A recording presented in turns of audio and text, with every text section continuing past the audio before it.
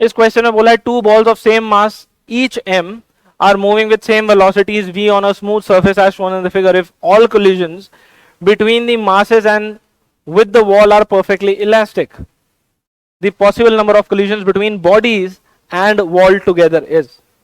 ये सिचुएशन दे रखी है, यहां पर पूछा है कि बताओ मैक्सिमम कितने collisions हो सकते हैं. सबसे पहली चीज, दोनों ही सेम मास की हैं और दोनों सेम वेलोसिटी से जा रही हैं. कॉन्सेप्ट क्या लगेगा? Momentum conservation. बस इस पे काम हो जाएगा. और ये क्वेश्चन जो है ये विजुअलाइज करने वाली चीज है. सबसे पहले तो क्योंकि दोनों की स्पीड सेम है v, इसीलिए अभी दोनों के बीच का सेपरेशन कम नहीं होगा. ठीक है, क्योंकि दोनों के बीच स्पीड सेम है, दोनों के बीच का सेपरेशन अभी कम नहीं होगा. तो ये वाली बॉल पहले दीवार से जाकर के टकराएगी. ठीक, तो अब एक एक करके समझते हैं क्या होगा. ये बॉल मास m की चल रही है v वेलोसिटी से, दूसरी वाली बॉल मास m की v वेलोसिटी से चल रही है, ये दीवार से जाकर के टकराएगी. ठीक है, तो सबसे पहला कोलिजन होगा इन दोनों के बीच में.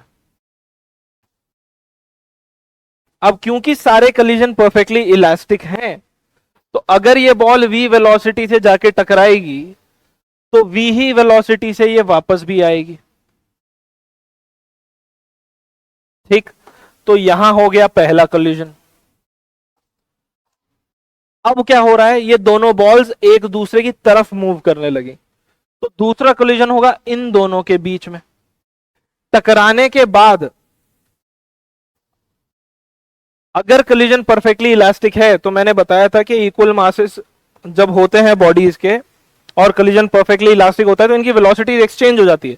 तो टकराने के बाद क्या होगा, ये वाला मास m जो है, जो कि इधर जा रहा था, अब ये इधर जाने लगेगा v वेलोसिटी से, और ये वाला मास m जो कि लेफ्ट में जा रहा था, अब ये राइट में जाएगा सेम वेलोसिटी v से. तो यहां हो गया दूसरा कोलिजन. तीसरा कोलिजन फिर इस बॉल और दीवार के बीच में होगा. ठीक, अब ये वाली तो दूर चली जा रही है, इसका अब कोई कोलिजन नहीं होगा. तो ये वाली बॉल मास m की अब v वेलोसिटी से जाएगी, और क्योंकि ये अब दीवार की तरफ आ रही है तो ये दीवार से टकराएगी v वेलोसिटी से, और रिबाउंड भी v वेलोसिटी से ही करेगी. ऐसे. तो ये हो गए तीन कोलिजन्स. अब क्योंकि दोनों की स्पीड दोबारा से वापस सेम ही है, तो इन दोनों के बीच का दूरी अब कम नहीं होगा और अब और कोई कोलिजन नहीं होगा. तो इसीलिए टोटल नंबर ऑफ कोलिजन्स जो हैं वो होंगे 3. Correct answer is 3.